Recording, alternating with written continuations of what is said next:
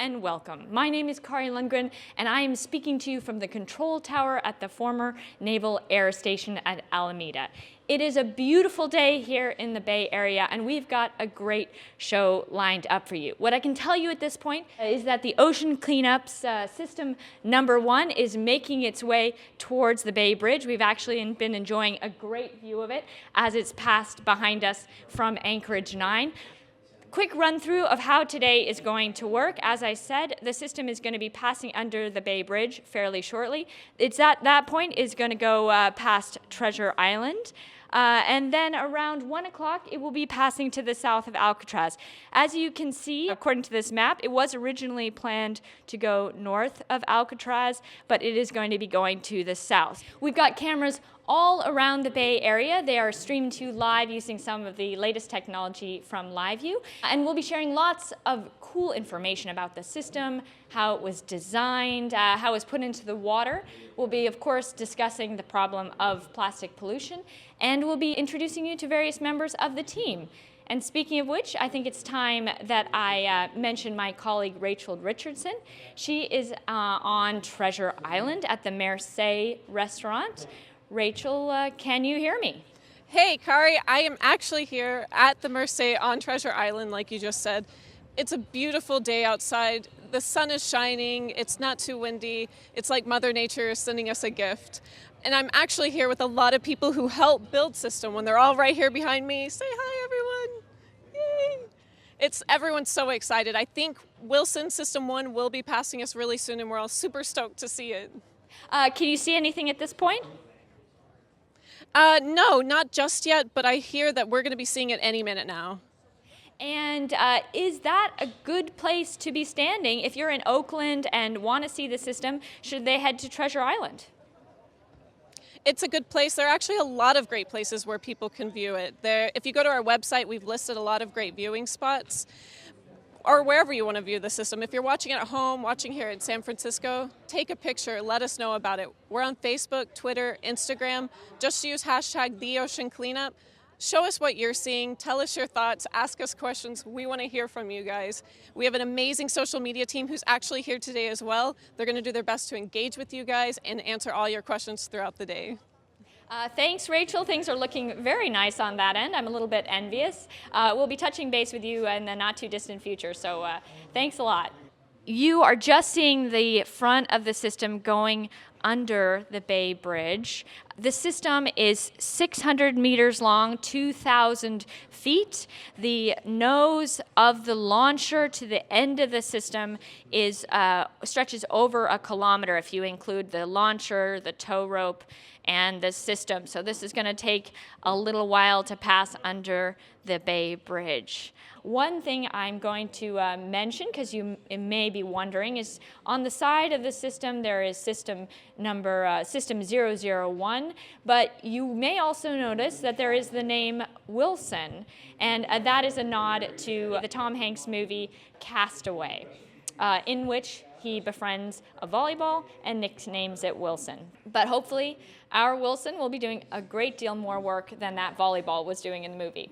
50% of the Great Pacific Garbage Patch in 5 years is a pretty incredible number when you think about 1.8 trillion pieces of plastic. That is 250 pieces of plastic for every human being on Earth. So a vast amount of work that this system is going to start doing. We're seeing some fantastic images of the system and the Maersk launcher. Looks like it's riding quite nicely through the water, and it's coming up to the water salute. Rachel, what are you seeing? Hey, Kari, we are now actually seeing the system as it's passing us. It's pretty incredible. We just watched the water salute. It was absolutely bonkers. Everyone here is super excited. One of these people is actually Hank Van Dalen, who's the project manager here at the Ocean Cleanup. So, Hank, what are you thinking about all of this? Well, I'm an extremely happy man, Rachel. You know, what's going on over here really is years of preparation by the whole team. We've gone through engineering phases, the Rotterdam office really giving their best efforts there, moving with the suppliers through to procurement, the assembly team with local contractors, building the whole thing. And now here, it's all coming together. This is absolutely great. It is so great. And I was actually with you on the Maersk launcher a couple of days ago, and you were actually feeling a bit bad that you weren't actually able to stay on the boat. Yes, I won't tell my wife, but I would love to join these guys, you know. The atmosphere on the boat is so good. The guys have been working hard together with the Maersk crew to make sure everything's prepared, set for the big trip. And yeah, I think they're having a blast offshore there, and I kind of wish I was there as well. Well, your secret's safe with all of us. We actually just watched a video about the technology, but since we're seeing it in real life, in person, maybe you can give everyone a little brief overview about the system, the technology. Okay, well, what you're seeing here is our System 1. It's a 2,000 feet long ocean cleanup device. It consists of a 48-inch diameter floater sitting on the sea surface, and we have the 10-feet screen connected below it. Now on top you'll see white instrumentation and white lanterns. This is actually to make sure we adhere to the marine navigational safety requirements and make sure we're highly visible offshore when we operate. Okay, and you mentioned the screen, and I know that was actually something you'd encountered a few challenges with that. Maybe you can explain a bit about that. You can say a few challenges indeed. Now the screen is, you'd almost call it the screen adventure, you could say. Now we have a screen which is quite of the complex part of the system. It has some contradicting features. You know, you want to keep it stiff in the vertical plane to make sure the plastic doesn't escape, but you also want it to be highly flexible to move with the pipe over the ocean. Now these are quite contradicting, and what you often get is that the materials tend to fail. And that's what we've seen a few times during the prototyping phase. Now after the prototype 2 of the North Sea, we decided to develop a screen team and really dive into the details, relook, lessons learned, and start from scratch again to make sure we get a good screen concept. And what you see here today is the result of that. It's a screen made of a geotextile material.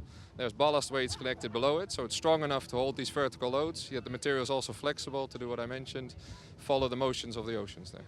And throughout all of these different iterations, what was one of the bigger challenges in making this new screen?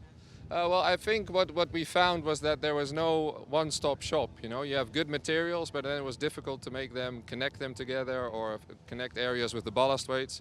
So it was really looking at concept designing, making sure that the materials match the type of concept you're looking for, matches the behavior of the system. And that was really what the whole concept phase was about. And it was definitely challenging for the engineers, but I'm very proud of what they came up with. Yeah, and I mean, one thing that's important to note is that everything we're doing has never been done before. I mean, from all the different aspects of it, we've had to create a lot of things from scratch. So I think it's absolutely incredible what everyone has done here. Thank you for talking with us today. Thank you. And I'll pass it back to you, Kari. Thank you, Rachel, and thank you, Hank. I think you can, Hank, you can start enjoying yourself. I think Rachel at this point is going to be jumping on a boat, but we will see. We'll be seeing images of that, and we'll be touching base with her later in the show. A few points about this tow. This ship is not used to pulling light ocean cleanup systems. It has a single winch on board that can pull 500 tons. The system weighs 380 tons, so you can imagine that the captain is dealing with slightly different challenge than he is normally used to. This ship normally pulls things like oil platforms. Now it's time to talk about the man of the hour, Boyan Slat himself. Well, I didn't mention it earlier, but Boyan is actually on a boat today. He is on the Harbor Emperor, which is being loaned to us by the Blue and Gold Line. Thank you very much to them for letting Boyan be on there. He's on there. It's our media boat today, so he's on there with a whole bunch of journalists. So he's fending off both journalists and a little bit of seasickness, because he does get seasick. Now, there is an old saying that it takes a village to raise a child, and that is certainly the case of the ocean cleanup. System number 1 may be Boyan's baby, but it took a whole village around the globe to make today happen. I spoke to Boyan earlier this week, and he remains incredibly grateful for all of the help from those of you who took part in the original round of crowdfunding in 2013, which raised $90,000, and to the 38,000 of you from 160 countries who helped him raise over $2.2 million in 2014. And of course, there have been contributions in other ways of time, of expertise. There have been many volunteers. There are many volunteers today as well. Actually, Rachel Richardson, who I was speaking to earlier, started at the ocean cleanup as a volunteer. And if I'm not much mistaken, Rachel is now in the middle of the bay, right up and close with System 1 with Wilson. Let's try to jump to Rachel and see if she can hear me. I'm talking to you live now from the bay. We have caught up with System 1. We just left Treasure Island. We hopped on a speedboat. We made our way over here, and it's absolutely incredible. There's the Maersk launcher, pretty impressive. The entire system, I'm almost without words. I mean, the entirety of it, I think, stretches, as Kari has said, it's almost 1 kilometer in length. So you see it. It's absolutely immense.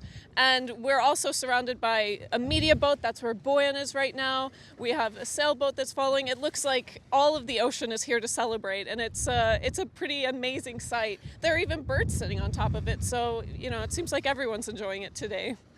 And how does it look like it is traveling through the water? Is it moving smoothly? Yeah, it's a little choppy here on the boat right now, but the system, looks like a breeze. It's so smooth. We have all the stabilizers. They seem to be doing really, really well.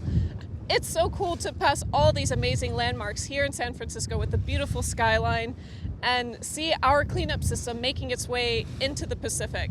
And for those of you who aren't familiar, we actually plan to take this out all the way to the Great Pacific Garbage Patch. And the idea is that once we have a full fleet of systems, we will clean up 50% of the plastic in 5 years' time.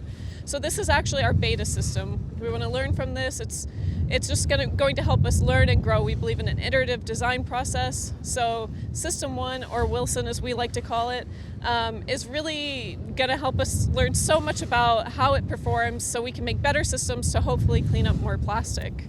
Now, let me run through again how the system is designed to work. So you see it now as one big 2,000 foot, 600 meter long section of pipe. Once it's out at sea, it is actually going to form a U shape, and the plastic will gather in that. The plastic goes in there because the system actually behaves like a piece of plastic. There's no engine on board or anything of that sort, though there are solar panels which are going to keep the instrumentation alive for many months at sea. Once the plastic is collected, then it will be gathered by a boat and brought back to shore for recycling. The idea is to have 50% of the Great Pacific Garbage Patch cleaned up in 5 years' time from the 2018 baseline. We're starting with the Great Pacific Garbage Patch because it is the largest garbage patch in the world. I'm going to run through some of the numbers again just because it's absolutely crazy when you start thinking about it. We have 1.8 trillion pieces of plastic in the Pacific Garbage Patch alone. That is 250 pieces of plastic for every human being on Earth. It totals 80,000 tons of plastic. That is the same weight as 500 747s. There are going to be 60 of these systems. That is the number required for the target that the ocean cleanup has, cleaning up 50% of the Great Pacific Garbage Patch within the next 5 years. So this is just the beginning. It's actually quite important to remember. We're very excited about what's going on today, but it is just the beginning. So we have been moving along at a speed of between 2 and 4 knots, so that is slower than you'd be going at if you were a large ship. The Maersk will be heading out into the Pacific. It will take 3 weeks for it to reach the Pacific Garbage Patch. It will be stopping about a week out and doing some tests while they're a little bit closer to shore, making sure everything is working according to plan. We are going to jump back to Rachel and see how she's doing. Rachel, what's it looking like on your end? It's an amazing sight. We are getting closer to the Golden Gate Bridge. Well, the system is right now. We're going along the system in the opposite direction, but we are still amazed at how well it's doing. We have Alcatraz over here right behind us, and right now we are actually coming up to the Harbor Emperor. This is the media boat with all of the people. Say hi, everyone, you're live! Right now, these are a lot of the people there are a lot of people who work with the ocean cleanup, the media, who, here to send Wilson off. And actually, Boyan is right up there on the boat. I can imagine right now he has a mix of excitement and nervousness. This is his baby, and you see that. I mean, at the office, he works with the communications team. He works with the engineers. He works with ops, finance. in a way that he wants to see this project succeed, and he cares so much. And you see that today with everyone in the team. We have an amazing group of people. I think we're at 85 people working for the ocean cleanup. And you see that energy and that enthusiasm for everyone. It's palpable. We're all working for the same goal, and we're all excited about it. So, you know, the late nights, the long work hours, they're all worth it, because today we're seeing that pay off. It's absolutely incredible. And we're even getting close to the Golden Gate Bridge now. That's kind of our iconic shot. We have a lot of computer renderings that have shown this system going under. So we'll catch up with you guys in just a little bit, but I'm actually going to send it back to you, Kari, and I'll talk to y'all soon. The Maris looks like it's closing in on the Golden Gate. It is going at 2 to 4 knots, as I mentioned earlier. It also looks like there are still quite a few people out enjoying this visual, this watching history in the making. I think San Franciscans like to see history in the making. They've seen some very special vessels that have gone both under and over the Golden Gate, and now here we have the world's first passive ocean cleanup system. One thing you may be wondering is if we have a precise point for where the system is going to be deployed. We don't actually. That will very much depend on wind and weather and storms and a variety of different factors. There are marine biologists aboard the Maris. There's a whole team of marine biologists back in Rotterdam as well, and they are making sure that this system does not have a negative environmental impact. That is something that is exceptionally important to the team at the Ocean Cleanup. The Maersk and the tow line and the system together are over 1 kilometer long. I was chatting to the captain a little bit the other day, and he was telling me that this is unlike anything he has ever done before. I was asking him what the challenges are, and he was saying, well, the fact that the system is so light. He's normally pulling oil platforms, things of that nature. This system is 380 tons. A single winch on this launcher can pull 500 tons. So a very lightweight piece of equipment compared to what they are normally used to pulling. Also, it is exceptionally long. It is actually 1.5 times longer than your average container ship. So that makes for another challenge for the captain. One of the things he was concerned about was coming around the corner by Alcatraz. They had to make quite a sharp turn. Originally, they were planning to go around the north side of Alcatraz, but they actually decided to go to the south. And thank you very much to the Port of San Francisco for letting us do that, and for all of their help in making today happen. It required a lot of effort and teamwork. There you can see the pods on the system. They are going to be streaming back lots of information to Rotterdam, so the team there can make sure they know what is happening with the system. There are some lights as well. That is to make sure that ships see the system, and radar reflectors.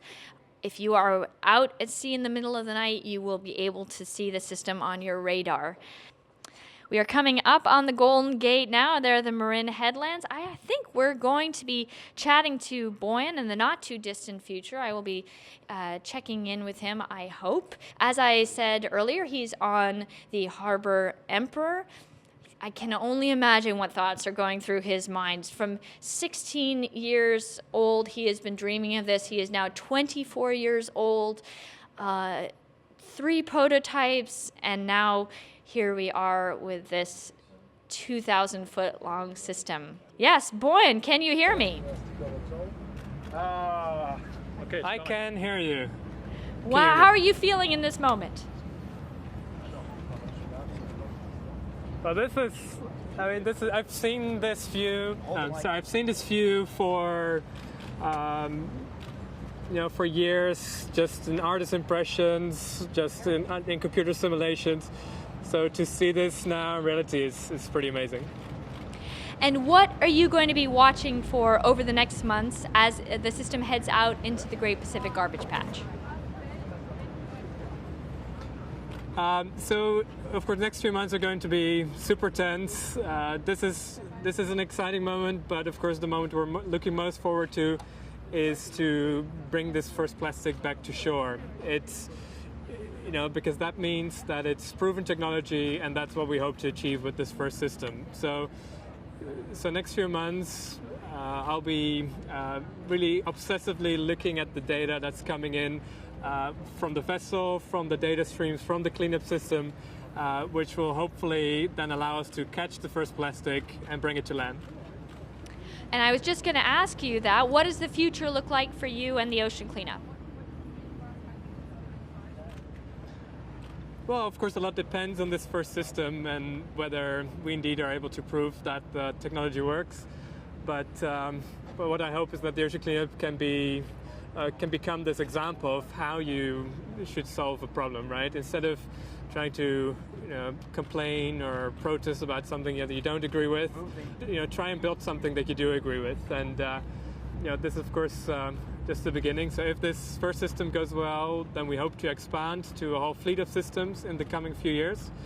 And of course, hopefully in the future, I hope to be working on more problems besides plastic pollution as well. We've been talking a lot about how the system was designed and put together. Did you ever have a moment where you just think, oh, wait, this just isn't going to work?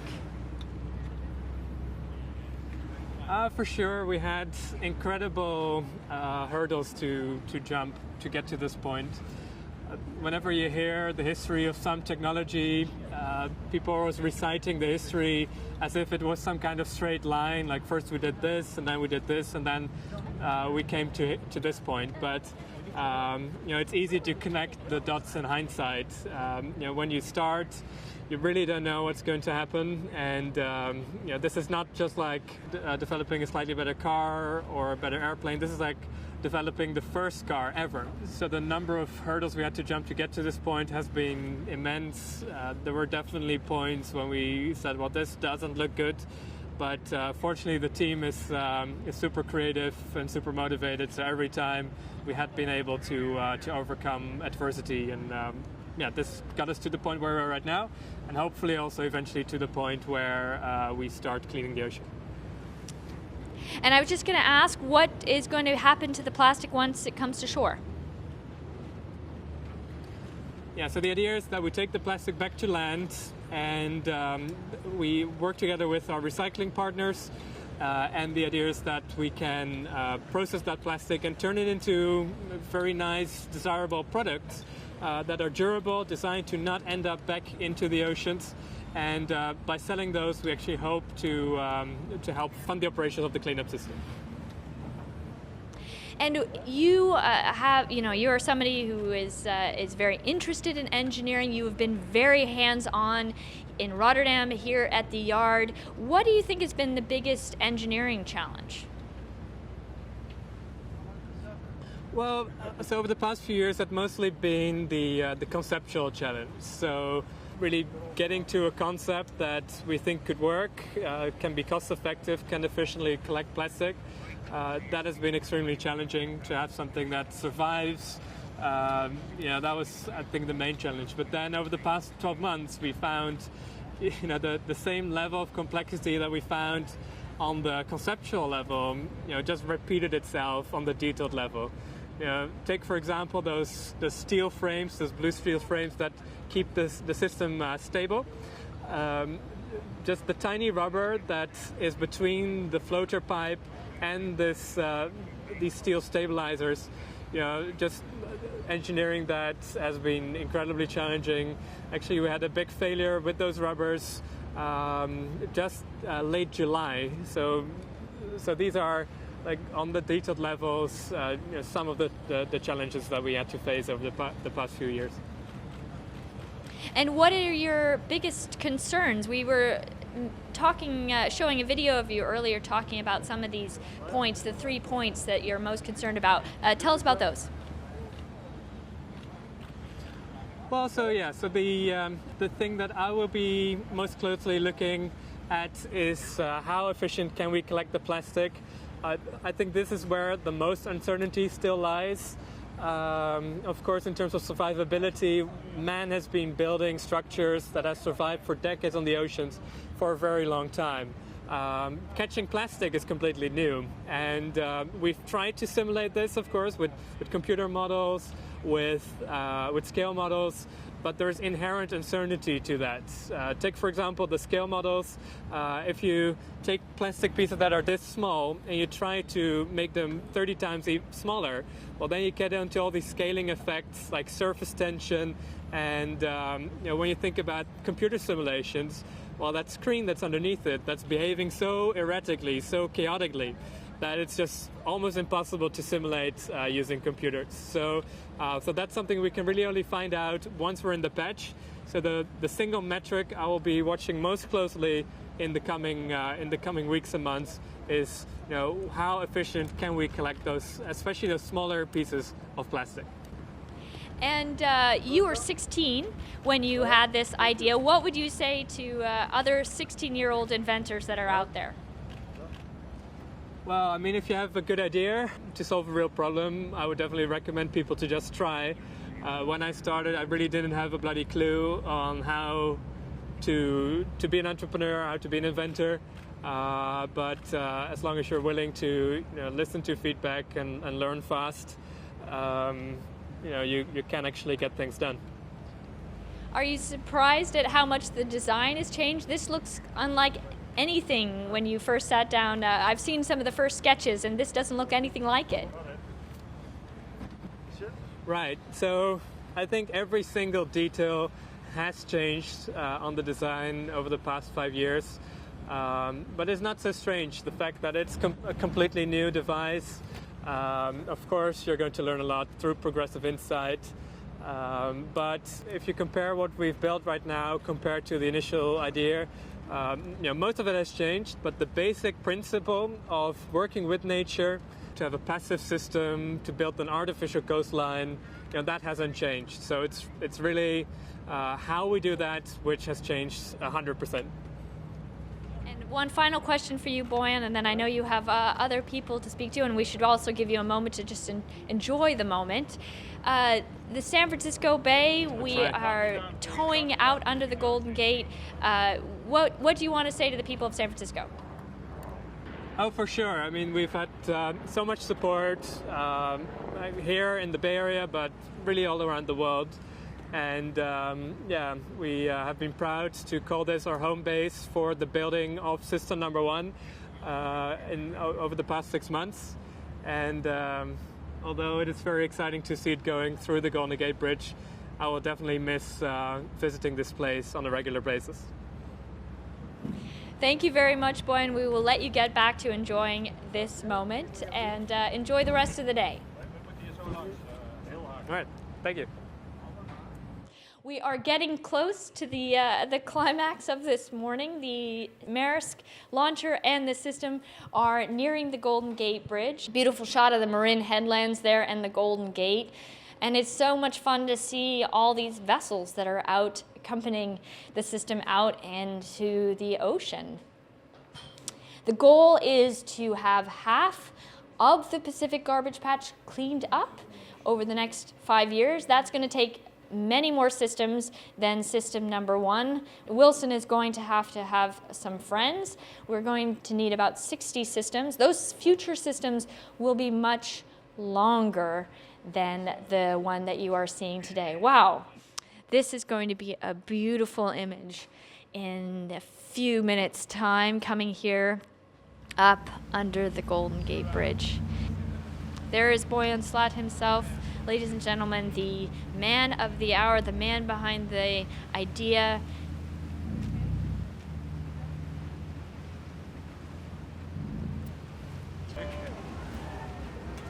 Good luck!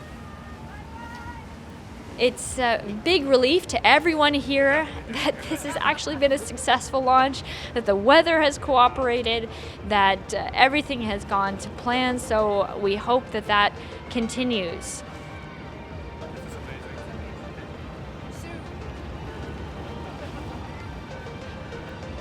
A whole new story will begin with new faces and new adventures. Please follow along over the next months as the ocean cleanup progresses to the middle of the Great Pacific Garbage Patch.